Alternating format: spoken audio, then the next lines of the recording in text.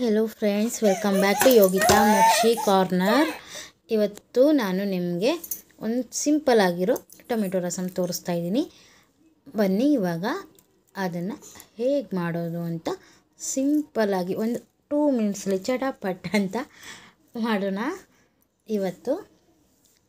ಹಾಗೆ ನಮ್ಮ ಚಾನಲ್ನ ನೋಡಿ ಸಬ್ಸ್ಕ್ರೈಬ್ ಮಾಡಿ ಮತ್ತು ಸಪೋರ್ಟ್ ಮಾಡಿ, ನಿಮ್ಮ ಫ್ರೆಂಡ್ಸ್ ಮತ್ತು ಫ್ಯಾಮಿಲಿ ಜೊತೆ ಶೇರ್ ಮಾಡಿ.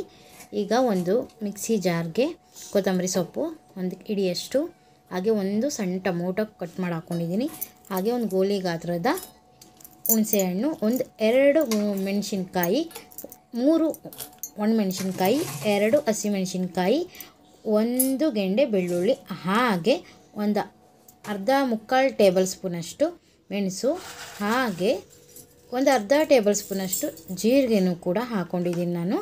ಈಗ ಇದಿಷ್ಟನ್ನು ಹಾಕ್ಕೊಂಡು ನೀರು ಹಾಕ್ಕೊಂಡು ನುಣ್ಣಿಗೆ ರುಬ್ಕೊಂಡು ಬರೋಣ. ನೋಡಿ, ಇವಾಗ ನುಣ್ಣಿಗೆ ರುಬ್ಬಿದ್ದೀನಿ ನಾನು. ಇವಾಗ ಒಂದು ಕಡಾಯಿಗೆ ಎಣ್ಣೆನ ಬಿಸಿ ಮಾಡ್ಕೊಳ್ಳೋಣ. 4ರಿಂದ 5 ಟೇಬಲ್ ಸ್ಪೂನಷ್ಟು ಎಣ್ಣೆನೂ ಕೂಡ ಹಾಕ್ಕೊಂಡು ಬಿಸಿ ಮಾಡ್ಕೊಳ್ತಾ ಇದ್ದೀನಿ. ಇವಾಗ ಅದಕ್ಕೆ ಟೇಬಲ್ ಸ್ಪೂನಷ್ಟು ನಾನು ಸಾಸಿವೆ ಸೇರಿಸ್ಕೊಂಡಿದ್ದೀನಿ. ಅದಕ್ಕೆ ಎಣ್ಣೆ ಕಾದ್ಮೇಲೆ ಒಂದು ಒಣಮೆಣಸಿನ್ಕಾಯಿನ ಕೂಡ ಹಾಕ್ಕೊಂಡಿದ್ದೀನಿ, ಹಾಗೆ ಒಂದಿಡಿ ಕರಿಬೇವಿನ ಸೊಪ್ಪು ಚೆನ್ನಾಗಿರುತ್ತೆ ಹಾಕ್ಕೊಳ್ಳಿ, ಹಾಗೆ ಒಂದು ಸಣ್ಣ ಟೊಮೊಟೊನ ಕೂಡ ನಾನು ಅದಕ್ಕೆ ಚೆನ್ನಾಗಿ ಕಟ್ ಮಾಡ್ಕೊಂಡಿದ್ದೀನಿ.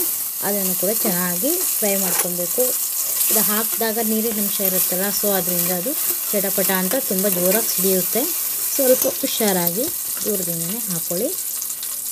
ಸೊ ಇವಾಗ ಇದನ್ನು ನೋಡಿ ಚೆನ್ನಾಗಿ ಸಿಡಿದಿದೆ. ಇದಕ್ಕೆ ಒಂಚೂರು ಚಿಟಿಕೆಯಷ್ಟು ನಾನು ಇಂಗು ಕೂಡ ಹಾಕ್ಕೊಂಡಿದ್ದೀನಿ. ಈ ಹಿಂಗೆಲ್ಲ ಹಾಕಿದ್ಮೇಲೆ ಸ್ವಲ್ಪ ಫ್ರೈ ಆದಮೇಲೆ ಟೊಮೊಟೊ ಚೆನ್ನಾಗಿ ಅದಕ್ಕೆ ನಾವು ಏನು ರುಬ್ಬಿಟ್ಕೊಂಡಿದ್ದೀವೋ ಆ ಮಸಾಲೆನ ಕೂಡ ಹಾಕಿ 1-2 ಮಿನಿಟ್ಸ್ ಅಷ್ಟು ಅದನ್ನ ಸ್ವಲ್ಪ ಫ್ರೈ ಮಾಡ್ಕೊಳ್ಳೋಣ. ಫ್ರೈ ಮಾಡ್ಕೊಂಡ್ಮೇಲೆ ಮಿಕ್ಸಿ ಜಾರಲ್ಲಿ ಇರೋದು ನೀರನ್ನು ಕೂಡ ಹಾಕಿ ಸೇರಿಸಿ, ನಮಗೆ ರಸಮ್ ಎಷ್ಟು ಬೇಕೋ ಅಷ್ಟು ಅದಕ್ಕೆ ನೀರು ಹಾಕ್ಕೊಂಡು ನಾವು ಅದನ್ನು ರೆಡಿ ಮಾಡ್ಕೊಳ್ಳೋಣ.